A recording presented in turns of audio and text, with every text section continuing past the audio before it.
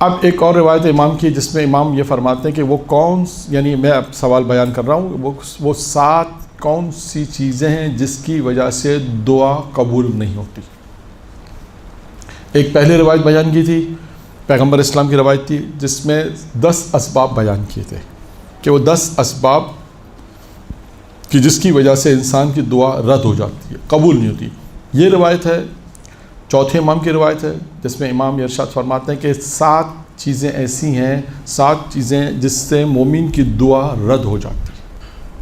اگر وہ دعا مانگتے تو دعا قبول، ذرا دور سے بولیں پتہ چلے، دعا قبول ہاں ایسے. نمبر 1 پہلی کیا چیز ہے کہ جو انسان کی یا مومن کی دعا قبول نہ ہونے کا سبب بنتا ہے. پہلی چیز کیا ہے؟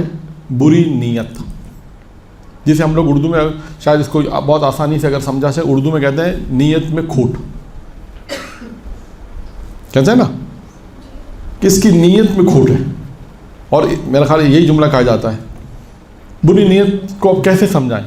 بری نیت کا مطلب یہی ہے، یعنی آپ جنہوں نے تشریح کی انہوں نے اور اچھے طریقے سے اس کو سمجھایا. یعنی بری نیت سے مراد کیا ہے کہ اس نیت میں اللہ نہ ہو. یعنی امام کیا فرماتے ہیں کہ آپ کی نیت میں اللہ ہونا چاہیے. یعنی آپ اگر دعا بھی مانگ رہے ہیں اپنے لیے، پیرنٹس کے لیے، بچوں کے لیے، گھر والوں کے لیے، رشتہ داروں کے لیے، محرومین کے لیے، جو بھی دعا انسان مانگ رہا ہے تو اس پہ نیت میں خدا ہونا چاہیے. یعنی بری نیت سے مراد انہوں نے یہ مثال دی کہ بری نیت سے مراد ہے ریاکاری. ایک معنی یہ بھی ہے دکھاوا، ریاکاری، اور جس نیت میں خدا نہ ہو. نیت اچھی نہیں ہے، جسے ہم اردو میں بھی کہتے ہیں نا کہ ان کی نیت اچھی نہیں ہے. اس سے کیا مراد ہے؟ نیت اچھی نہیں سے مراد کیا ہے یہاں پر کہ بے دلی سے کام کر رہا ہے. یہ بھی ہو سکتا ہے، ایک تو بے دلی ہو سکتا ہے کہ نیت اچھی ہو، بے دلی شاید ہو سکتا ہے. اس میں فرق ہے کہ میرا اچھا نیت میری اچھی ہے لیکن دل نہیں ہو رہا، یہ الگ مسئلہ ہے. نیت میری اچھی ہے، بہت سے اچھے کام ہے کہ دل ہے، مطلب کام اچھا ہے، نیت بھی اچھی ہے لیکن دل نہیں چاہ رہا، وہ ایک الگ بحث ہو جائے گی. یہاں پہ اول ہی نیت میں فطور جگہ نہیں، اس کی نیت صحیح نہیں لے.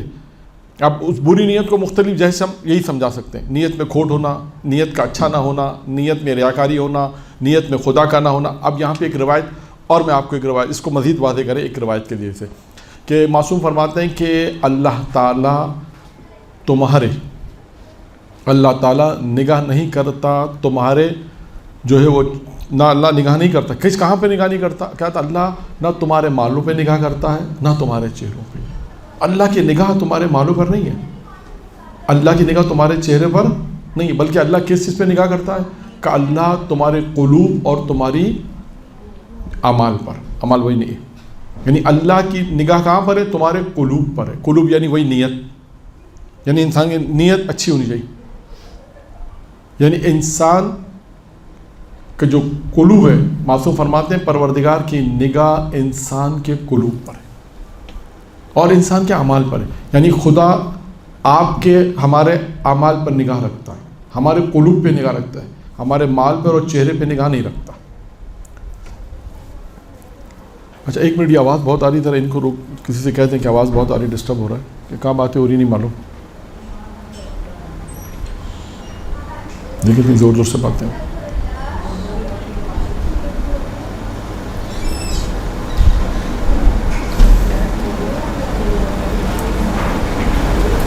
ایک درود پڑھیں محمد علیہ.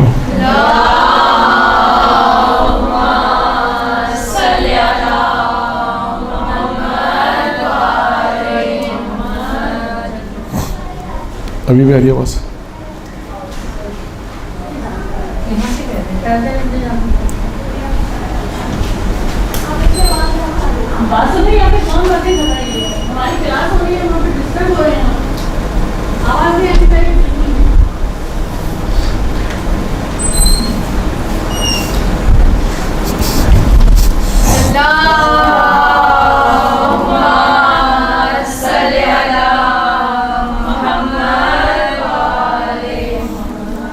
تو پہلی چیز ہے دعا قبول نہ ہونے کے پہلا سبب ہے انسان کی نیت اچھی نہیں ہے.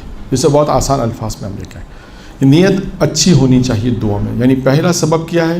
نیت اچھی نہیں ہے. اس کی میں نے مثال آپ کو دے دی، ٹھیک ہے. دوسری چیز دعا قبول نہ ہونے کا دوسرا سبب امام فرماتے ہیں انسان کا باطن پاک نہیں ہے، درون جسے ہم کہتے ہیں، انسان کا باطن پاک نہ ہونے کی وجہ سے۔ تو اگر کوئی چاہتا ہے کہ اس کی دعا قبول ہو تو نیت اچھی ہونی چاہیے، ایک، دوسرا اس کا باطن پاک ہونا چاہیے۔ اچھا، اب باطن پاک نہیں سے مراد کیا کہ دیکھیں یہ چیز ہے کہ انسان، کیونکہ بہت سی چیزیں ایسی ہوتی ہیں جو انسان خود ہی جانتا ہے، کس کے دل میں کیا، ہمیں کیا معلوم، کس کا دل کیا کہتا ہے ہمیں تو کسی کے متعلق نہیں معلوم، لیکن یہ خود انسان بہتر جانتا ہے کہ میرے دل میں کیا ہے، میں اس کے لیے کیا نیت رکھتا ہوں یا کیا نیت رکھتی ہوں۔ مثلا ہم میرا باطن جو ہے وہ پاک ہونا چاہیے، اگر دل صاف ہونا چاہیے، اردو میں کہتے ہیں دل صاف ہونا چاہیے، یا کبھی کہتے ہیں ان کا دل صاف نہیں ہے، یعنی وہی مراد ہے کہ انسان کا باطن جسے ہم کہتے ہیں باطن کا پاک ہونا ضروری ہے دعا کی قبولیت میں۔ امام فرماتے ہیں کہ اگر دعا قبول نہ ہونے کا دوسرا سبب کیا ہے، انسان کا باطن پاک نہیں ہے، تو اندر انسان اپنے درون جو باطن ہے اس کی اصلاح کرے گا۔ نمبر 2 باطن دوسرا ہے کہ انسان کا باطن پاک ہونا چاہیے، یعنی باطن اگر صحیح نہیں ہے تو دعا قبول نہیں۔ 3 یعنی 3 ہے کہ نفاق کرنا مومنین سے۔ نفاق کسے کہتے ہیں؟ 2 چہرے والا آدمی، دل میں کچھ زبان پر کچھ۔ یہ نفاق، اگر کوئی مومنین سے نفاق کرے گا تو کہتے ہیں یہ دعا قبول نہ ہونے کا ایک سبب ہے۔ دعا قبول کیوں نہیں ہوتی؟ دیکھیں یہ اکثر لوگ سوالات کرتے ہیں، خواتین بھی سوالات کرتی ہیں، مرد بھی سوالات کرتے ہیں، سب سوالات کرتے ہیں۔ کئی دفعہ سوالات ہم سے ہوئے کہ وہ عمل بتائیے کہ جس سے دعا قبول ہو، لیکن لوگ اس پوائنٹ کے اوپر نہیں جاتے کہ وہ سبب کیا ہے کہ جس کی وجہ سے دعا ہماری رک رہی ہے۔ بھائی نماز بھی پڑھ رہے ہیں، روزہ بھی رکھ رہے ہیں، حج بھی کر رہے ہیں، طلوع آفتاب کے وقت کا اچھا یہ وقت ہے دعا مانگنے کا، اس وقت بھی دعا مانگ رہے ہیں، جو وقت بتائے گئے ہیں، جو ٹائم بتایا گیا کہ اس وقت آپ دعا مانگیں آپ کے حق میں دعا قبول ہوگی، لیکن پھر بھی دعا قبول نہیں ہوتی۔ کیونکہ وہ شخص کیا ہے، دل میں کچھ ہے، زبان پہ کچھ ہے۔ اس کی ایک مثال میں آپ کو دوں کہ ایک شخص تھا جناب موسیٰ کے زمانے میں، دعا مانگ رہا ہے، قبول نہیں ہو رہی۔ جناب موسیٰ وہاں سے گزرے، دیکھا کہ اتنا گڑگڑا کے دعا مانگ رہا ہے، اتنا گڑگڑا کے دعا مانگ رہا ہے، تو کہا کہ پروردگار سے خداوندہ اس کی تو اب تو دعا قبول کر لے، اتنا گڑگڑا کے دعا مانگ رہا ہے اتنا، تو خدا نے کیا کہا، موسیٰ ہم اس کی دعا قبول نہیں کریں گے، کیونکہ اس کے دل میں دنیا کی محبت ہے۔ ایک روایت میں یہ ہے، ایک واقعے میں یہ ملتا ہے، سیم ایک واقعہ اس طرح ملتا ہے جس میں کیا ہے کہ اس کی دعا قبول نہیں، اس لیے کہ اس کے دل میں تمہاری نبوت ہونے کا شک موجود ہے۔ 2 واقعات ملتے ہیں لیکن دونوں میں ایک ہی چیز ہے، ایک میں کہ تمہاری نبی ہونے کے اس کے دل میں شک ہے کہ تم نبی ہو نہیں ہو، ویسے تمہارے سامنے آتا تو نہیں بولتا، لیکن دل میں ہم تو جانتے ہیں دل میں شک رکھتا ہے کہ موسیٰ نبی ہے نہیں ہے۔ اور دوسرے واقعے میں کیا ہے کہ دل میں پروردگار کہتا ہے کہ موسیٰ اگر یہ مر بھی جائے، خلاصہ یہ جملہ یہ ہے، تو بھی ہم اس کی دعا قبول نہیں کریں گے، اس لیے کہ اس کے دل میں دنیا کی محبت ہے۔ یعنی ہم ظاہر کچھ ہے، باطن کچھ ہے۔ یہ سمجھانے کے لیے میں مثال دے رہا ہوں کہ اب دیکھیں ہو سکتا ہے وہ منافق نہ ہو، دیکھیں یہاں پہ آئے گا انفاق نہیں، نفاق ہے۔ نفاق کہتے ہیں 2 چہرے والے کو۔ 2 چہرے کیا ہوتے ہیں؟ آپ کے سامنے کچھ ہے، یعنی آپ کے سامنے بہت تعریفیں کر رہا ہے آپ کی، مثال کے طور پہ بہت اچھی باتیں، لیکن باہر جا کے برائی کر رہا ہے، اسے کہتے ہیں 2 چہرے۔ امام فرماتے ہیں اس کی دعا بھی قبول نہیں ہوگی۔ 2 چہرے، نفاق جسے ہم کہتے ہیں، ٹھیک ہے؟ کتنے ہو گئے؟ اچھا، چوتھا کیا ہے؟ یہ اعتقاد رکھنا کہ دعا قبول ہی نہیں ہوتی، پہلے یہ اعتقاد رکھنا۔ ہوتے بہت سے لوگ کہ مولانا ہم تو جانتے ہیں اللہ ہماری دعا قبول ہی نہیں کرتا، اس کی دعا قبول نہیں ہوتی۔ امام فرماتے ہیں اس کی دعا بھی قبول نہیں ہوتی، کیونکہ اس کا اعتقاد ہی صحیح نہیں ہے۔ دیکھیں اس کا مطلب کیا ہوا کہ دعا مانگنے میں انسان کا اعتقاد صحیح ہونا پہلی شرط ہو گئی۔ یعنی وہ جس کی بارگاہ میں جا رہا ہے، دعا مانگ رہا ہے، کہیں پر بھی نماز پڑھ رہا ہے، مصلی پہ دعا مانگ رہا ہے، کربلا جا رہا ہے، کہیں پر بھی جا رہا ہے، کہیں پہ بھی دعا مانگ رہا ہے، گھر میں، باہر، مسجد میں، امام بارگاہ میں، کہیں، تو اعتقاد شرط ہے کہ میں جس کی بارگاہ میں جا رہا ہوں یہ دعا قبول کرتے ہیں۔ لیکن پہلے سے اس نے یہ اعتقاد رکھ لیا کہ اللہ تو ہماری دعا قبول کرتا ہی نہیں، کیا فائدہ دعا مانگنے سے، تو اس کی دعا تو قبول، ماں کہتے ہیں اس کی دعا تو قبول ہوگی نہیں۔ جس کا پہلے یہ اعتقاد ہے کہ اللہ دعا قبول نہیں کرتا، تو اب اللہ اس کی دعا قبول بھی نہیں کرے گا۔ تو بات واضح ہوئی کہ یہ اعتقاد رکھنا کہ اللہ دعا کو قبول نہیں کرتا، تو اللہ اس کی دعا قبول نہیں کرتا۔ کتنے ہو گئے؟ 5वां, वाजिब नमाज को ताख़ीर से पढ़ना और वक्त गुजरता रहे।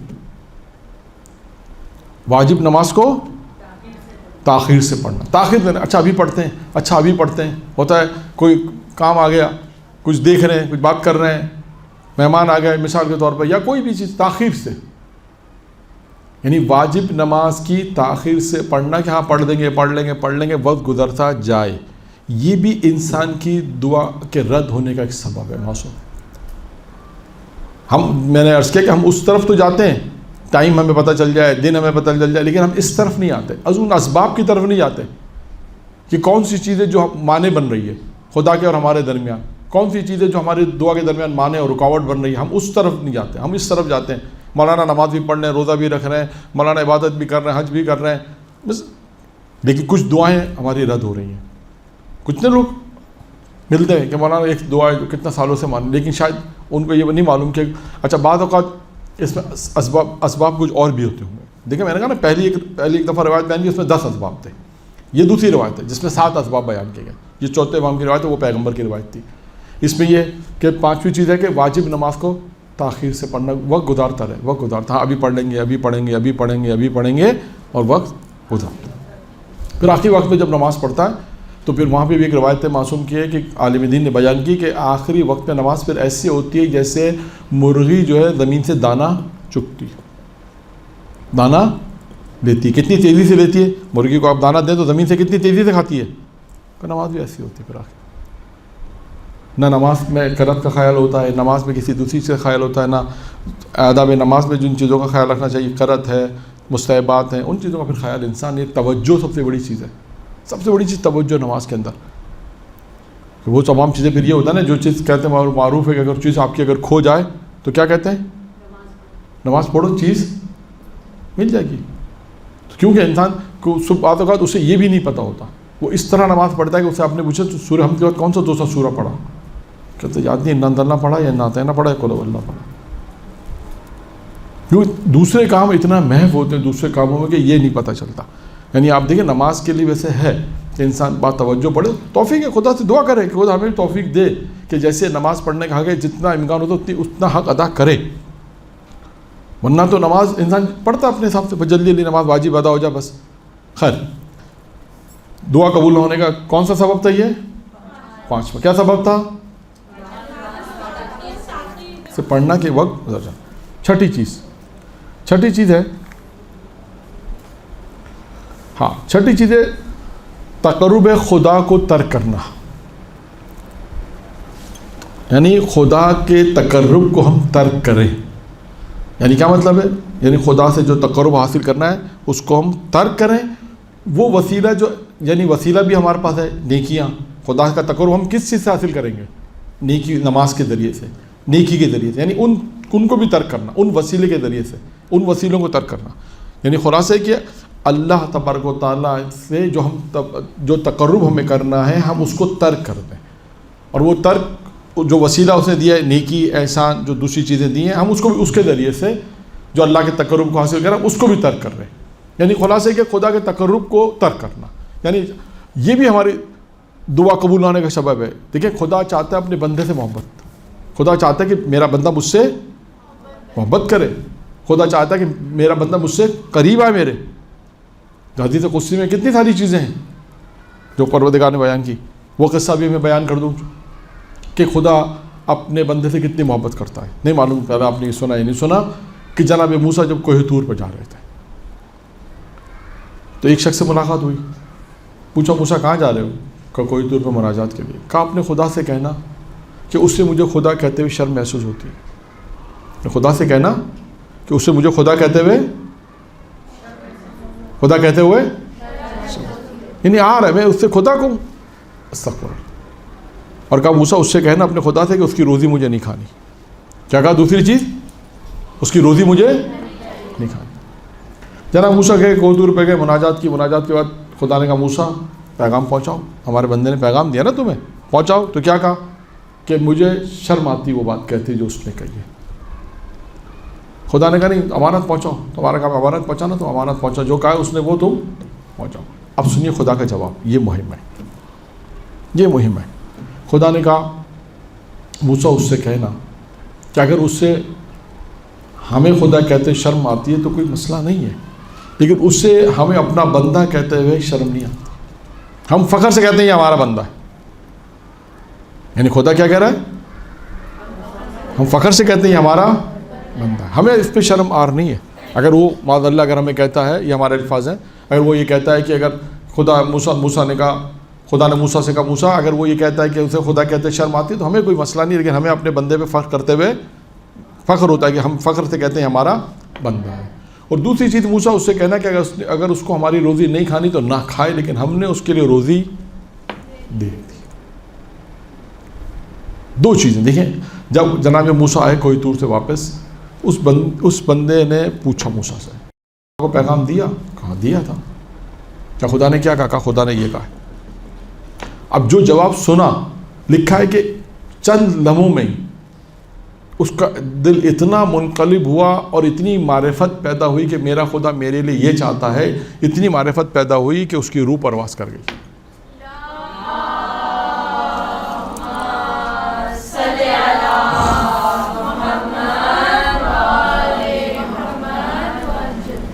یعنی دیکھیں اس طرح معرفت خدا آتی ہے۔ لوگ پوچھتے ہیں معرفت ہوتا کیسے؟ کبھی القائی یہ کہتے ہیں، ایک لمحے میں آتی ہے۔ جیسی موسیٰ نے کہا جواب دیا، ویسے کہا میرے خدا نے میرے متعلق یہ کہا ہے، اس وقت معرفت پیدا ہوئی اور اتنی معرفت کے روح پرواز کر گئی۔ تو چھٹی چیز کیا ہے؟ تقرب الہی کو ترک کرنا، یہ بھی دعا کے قبول نہ ہونے کا ایک سبب ہے۔ اور آخری چیز ہے اپنی گفتگو کے اندر برے الفاظ، فحش الفاظ کا استعمال، بری بات کہنا،